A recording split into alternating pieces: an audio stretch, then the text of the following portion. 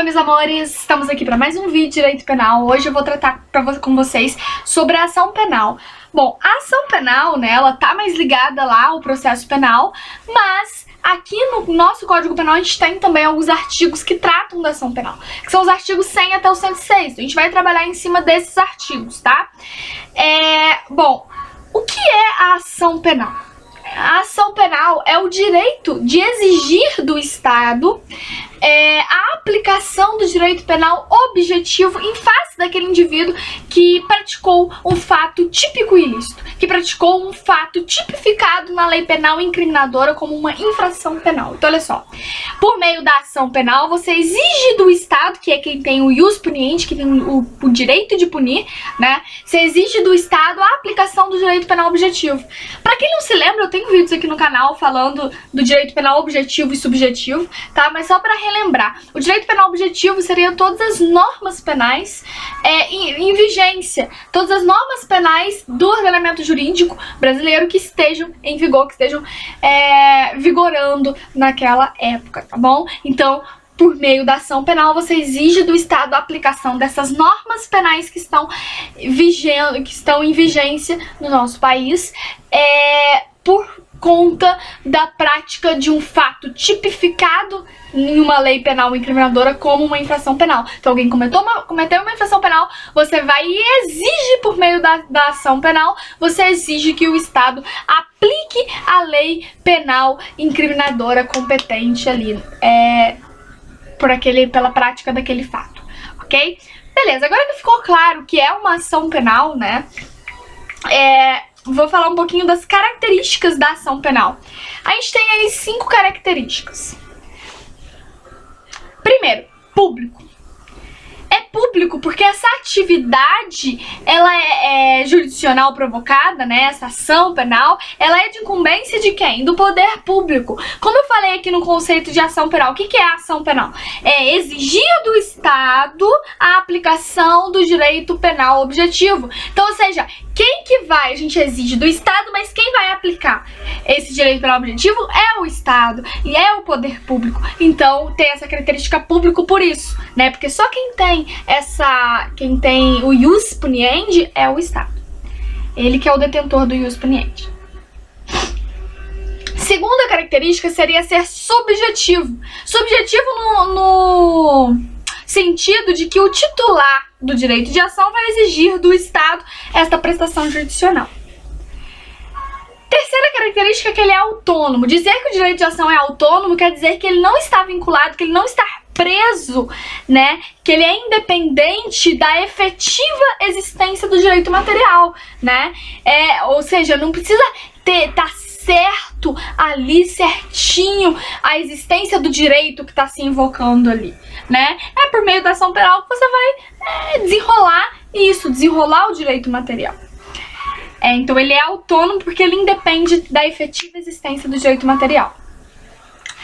A quarta característica seria ser abstrato. O direito de ação é abstrato. Abstrato no sentido de que não está vinculado ao resultado final da ação. Ou seja, ela pode ser favorável ou desfavorável. Então é algo abstrato. E por último, última característica e quinta e última, seria o caráter instrumental da ação penal. Instrumental no sentido de que ele é um instrumento para o alcance do objetivo almejado pelo autor ali, pelo detentor do direito de ação. Então, quem detém o direito de ação almeja um fim. Qual o fim que ele almeja? A condenação. E como que ele vai conseguir chegar à condenação do indivíduo lá?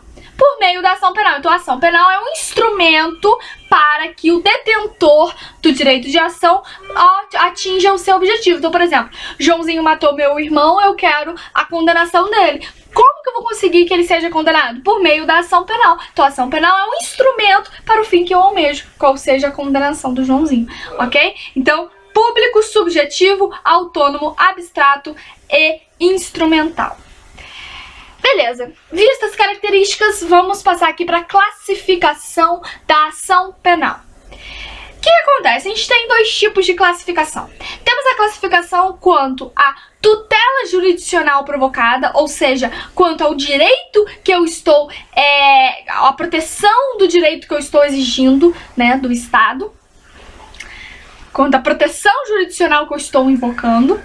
E aí, quanto à tutela, quanto à proteção jurisdicional invocada, né, eu tenho aí 3 espécies, tá? Então, primeira classificação, quanto à tutela jurisdicional provocada, quanto à proteção que eu estou pedindo do Poder Judiciário, eu tenho aí 3 espécies. Primeiro, ação de conhecimento. Ação de conhecimento, ela visa o quê? O que a ação de conhecimento quer? Ela quer o reconhecimento do direito que eu estou invocando. A ação de conhecimento, ela também é chamada de ação penal incriminadora. Por quê? Porque você quer que o Poder Judiciário ali, né, reconheça o seu direito à condenação. Então, como eu falei, eu quero a condenação do Joãozinho porque ele matou meu irmão. Quando eu ingresso com a ação penal nesse caso, eu quero o quê? Que o Poder Judiciário reconheça o meu direito à condenação do João por ter matado o meu irmão. Então ela também é chamada de ação penal condenatória por isso, tá? Porque você quer que o juiz reconheça o seu direito ali, o direito que você está invocando, o direito de condenação do indivíduo lá pela prática do fato típico ilícito, tá? Então, a ação de conhecimento visa o reconhecimento do direito posto à apreciação judicial. Apreciação judicial. Beleza. Segunda espécie de ação aí, né? Pela tutela jurisdicional invocada, seria a ação cautelar. A ação cautelar, você quer o quê? Cautelar, ó, cautela, proteção, justamente isso. Com a ação penal cautelar, você quer o quê? Proteger, resguardar um direito que foi invocado na ação principal, de forma a permitir a eficácia da sentença, de permitir a eficácia da pretensão judicial. Então, para que não tenha problemas na execução da sentença no futuro, o que você faz? Entra com a ação cautelar para proteger, resguardar aquele direito que está sendo invocado na ação penal principal. Então, para proteger aquilo que você está invocando, para evitar problemas na execução da sentença lá no futuro, você toma essas medidas aí dadas pela ação penal cautelar. Um exemplo está lá no artigo 125 e 130 do CPP, Código de Processo Penal, que seria o chamado sequestro, né? Que é a constrição de bens que foram adquiridos com os proveitos da infração penal. Então, olha só, aqueles bens que o agente, por meio da ação penal, conseguiu adquirir, né, eles são constritos ali, resguardados para fim de proteger o que o autor está pedindo na ação penal principal, para fim de que ele não tenha problemas em executar a sentença lá no futuro. A terceira e última espécie aí, quanto à tutela jurisdicional provocada, seria a de execução, né? A ação penal de execução é simplesmente o quê? A satisfação do direito já reconhecido. Então já houve a ação penal de conhecimento, o juiz já reconheceu o seu direito e agora você quer pôr em prática o reconhecimento desse direito. Você quer satisfazer esse direito que o juiz já reconheceu lá na ação de conhecimento, ok? E a lei que cuida disso é a LEP, Lei de Execução Penal, tá? Que é a Lei 7.210 de 1984, beleza? Ok. A segunda espécie de classificação é a classificação quanto titular do direito de ação. Isso é fácil. Quem que pode exercer o direito de ação? É essa pergunta que você vai fazer para essa classificação. Quem pode exercer o direito de ação? E dentro dessa classificação quanto titular do direito de ação, a gente tem 2 espécies, que é a ação penal pública e a ação penal privada. A ação penal pública terá como titular o Ministério Público. Tá? Então, o Ministério Público é titular da ação penal pública. A gente vai ver isso com mais ênfase quando a gente for tratar propriamente da ação penal pública. Mas, por agora, eu só quero que vocês entendam que quanto ao titular da ação penal, ou seja, quem pode exercer a ação penal, a gente tem 2 espécies. A ação penal pública, que é exercida pelo Ministério Público através da denúncia, tá? A denúncia, ela é a peça acusatória inaugural da ação penal pública. É como se fosse a petição inicial lá, que vai inaugurar, que vai dar início à ação penal pública, que é oferecida pelo Ministério Público. E A ação penal privada, ela tem como titular o próprio ofendido, a vítima, ou seu representante legal, né, se for o caso de enfermo mental ou menor de 18 anos, beleza? Então, a ação penal pública é iniciada pelo Ministério Público, tá? Tem como titular o Ministério Público, que inicia através da peça acusatória inaugural da ação penal pública, que é a denúncia, e a ação penal privada tem como titular o próprio ofendido, ou a própria vítima, ou seu representante legal, e é iniciado, tem como peça acusatória inaugural a queixa-crime, tá? Então, queixa-crime é oferecida pelo ofendido na ação penal privada. E na ação penal pública é a denúncia oferecida pelo Ministério Público. Lembrando que o artigo 100 do Código Penal vai falar pra gente que a ação penal pública, ela é a regra, tá? A ação penal pública é a regra e a ação penal privada é a exceção. Beleza? Ok. Eu vou falar das condições genéricas e condições de procedibilidade nesse vídeo, para encerrar ele, e no próximo vídeo a gente trata da ação penal pública, beleza? Então vamos lá. Condições genéricas. O que acontece? Quando a gente estudou em processo civil as condições da ação, a gente viu que elas estão tipificadas no artigo 17 lá do CPC. Aqui no direito penal, as condições genéricas, elas são mais uma criação doutrinária e jurisprudencial, tá? Então a gente tem 3 condições genéricas de criação doutrinária e jurisprudencial, que é legitimidade de causa ou legitimidade de agir, possibilidade jurídica do pedido e o interesse processual. Porém, tem uma quarta condição genérica, que é a justa causa. A justa causa, ela era uma condição genérica doutrinária, assim como as outras 3, só que com a Lei 11.719 de 2008,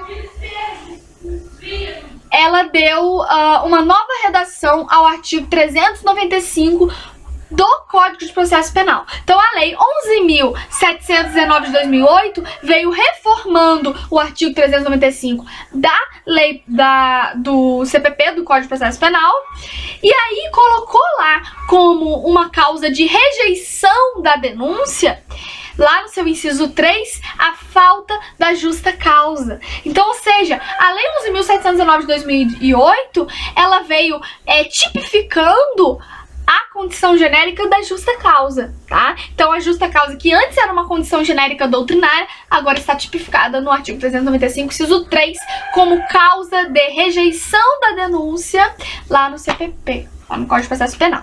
Então, vamos à análise primeiro dessas 3 condições que são doutrinárias e jurisprudenciais. Primeiro, a possibilidade jurídica do pedido. O que significa possibilidade jurídica do pedido? Significa que o que eu estou pedindo na inicial acusatória, ela tem que ter uma previsão legal, ela tem que estar prevista na lei penal incriminadora. Ou seja, os fatos descritos lá na denúncia ou na queixa-crime, os fatos descritos na inicial acusatória, ela tem que encontrar, ela tem que estar prevista na lei penal incriminadora, ok? Então, olha só, para que eu queira a condenação, uma pena para o Joãozinho que matou o meu irmão, tem que estar tipificado na lei penal incriminadora. Então, nesse primeiro momento, vai se verificar se na inicial acusatória, ou seja, na denúncia, né, no caso da ação penal pública, ou na queixa-crime, no caso da ação penal privada, está presente, os fatos presentes lá, tem previsão ou não na lei penal incriminadora. Se tem previsão na lei penal incriminadora, está preenchido a possibilidade jurídica do pedido. Se não tem, não está preenchido a possibilidade jurídica do pedido. Por exemplo, eu quero a condenação por adultério do meu cônjuge lá. Posso? Não, não é mais um crime isso. Não tem mais uma tipificação na lei penal incriminadora, então não tem possibilidade jurídica do pedido, ok? A segunda causa genérica seria a legitimidade de causa, ou legitimidade para agir. Isso diz respeito ao quê? Diz respeito àquela classificação que a gente viu agora há pouco, da titularidade do direito de ação. Ou seja, legitimidade é quem está legitimado, quem tem a titularidade para ingressar com a ação penal. Ou seja, a gente viu que a classificação quanto à titularidade da ação penal, ela se divide em em ação penal pública, que tem como titular o Ministério Público, e ação penal privada, que tem como titular o próprio ofendido, a própria vítima. Então, se eu ingressar com uma ação penal pública, eu estou legitimada a isso? Não, porque quem pode ingressar com ação penal pública é o Ministério Público. Assim como o Ministério Público não pode ingressar com a queixa-crime numa ação penal privada. Ele estaria ilegitimado, ele não tem legitimidade para ingressar com uma ação penal privada, ok? Então, a legitimidade de causa ou legitimidade para agir é isso, é você ser detentor do direito de ação, beleza? E é óbvio que se o MP ingressar com uma queixa ali, a queixa vai ser rejeitada porque ele tem legitimidade para isso. E se eu ingressar com uma denúncia, vai ser rejeitada porque eu não tenho legitimidade para ingressar com ação penal pública, beleza? Ok. A terceira condição genérica seria o interesse processual. O interesse processual ele está relacionado à utilidade, à necessidade e à adequação da ação penal, tá? O que seria utilidade e necessidade? Bom, a necessidade, ela seria assim, a ação penal, ela é o meio necessário para alcançar o fim que eu almejo.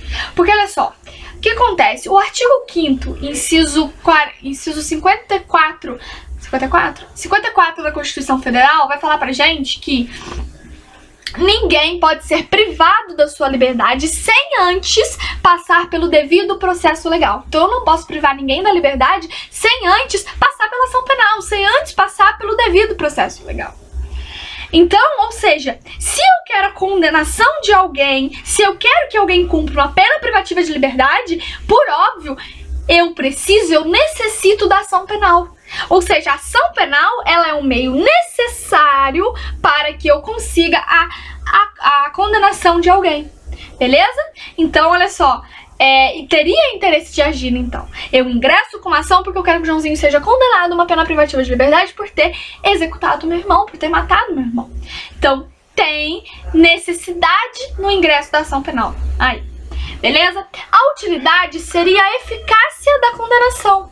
A sentença condenatória, ela vai ter eficácia naquele caso? Ou seja, significa estar ausente causas de extinção da punibilidade. Porque olha só, se já prescreveu o direito de punir do Estado, o Estado vai poder fazer alguma coisa? Não vai. Ele vai poder exigir que a pessoa execute lá a pena privativa de liberdade? Não vai, porque está extinta a punibilidade daquele agente. Então não teria utilidade nenhuma a sentença condenatória naquele caso. Ou seja, não tem interesse em agir, porque está prescrito.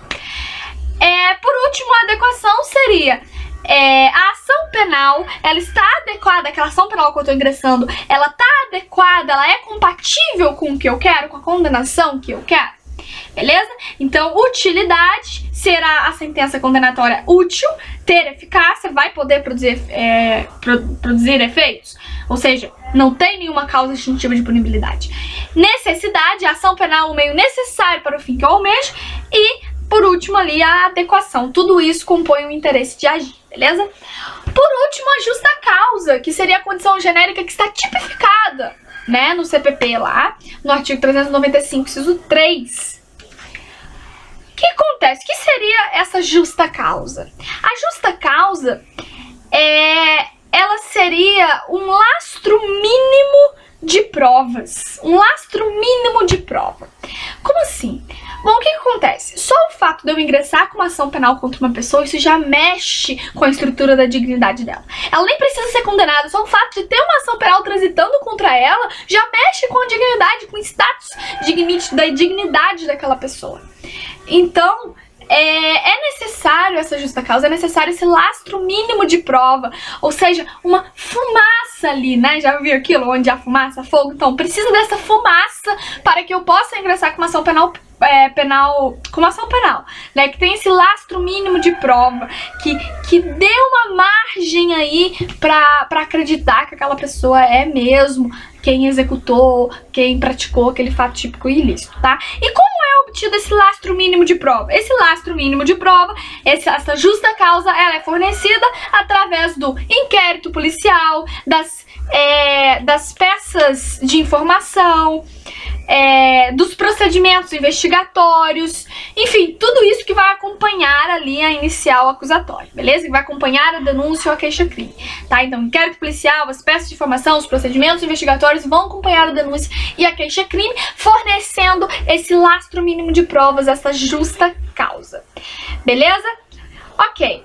E a gente viu que com a Lei 11.719 de 2008, que reformou o artigo 395 do CPP, do Código de Processo Penal, coloca lá como uma causa de rejeição da denúncia a falta de justa causa. Então, não houver justa causa, não houver esse lastro mínimo de provas para acusação, a denúncia vai ser rejeitada, ok? Bom, para terminar aqui, vamos falar das condições específicas ou chamadas condições de procedibilidade, tá? Bom, as condições específicas ou condições de procedibilidade são aquelas que estão estabelecidas ali na lei penal e que a sua ausência vai impedir o regular exercício da ação penal. Então, são todas as condições que o tipo penal está exigindo, tá? Vou dar um exemplo aqui. Quando a gente tem um tipo penal que exige, que se trata, né, de uma ação penal pública condicionada, que exige, então, a representação do ofendido ou que exige a requisição do Ministério Público, são condições de procedibilidade, são condições que, se não presentes, elas vão impedir o regular exercício da ação penal.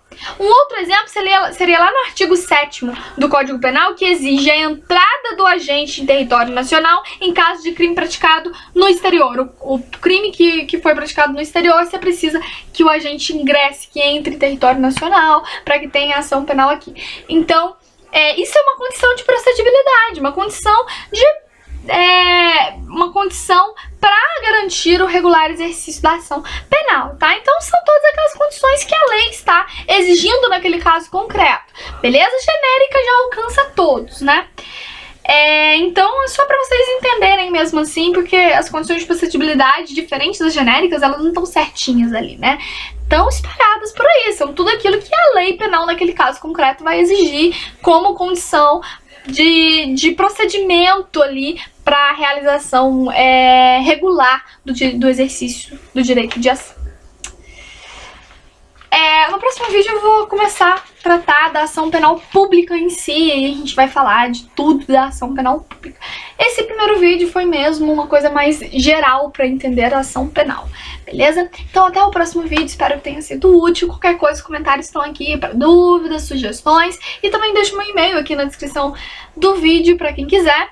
E como eu disse, tem aqui no canal alguns outros vídeos para você que quer relembrar lá a classificação de direito objetivo, subjetivo, tá? Vou deixar aqui também. Então até o próximo vídeo, espero que vocês tenham gostado, e qualquer coisa, tá? Estou aí às ordens, pode entrar em contato que a gente conversa, troca informações, e é isso aí.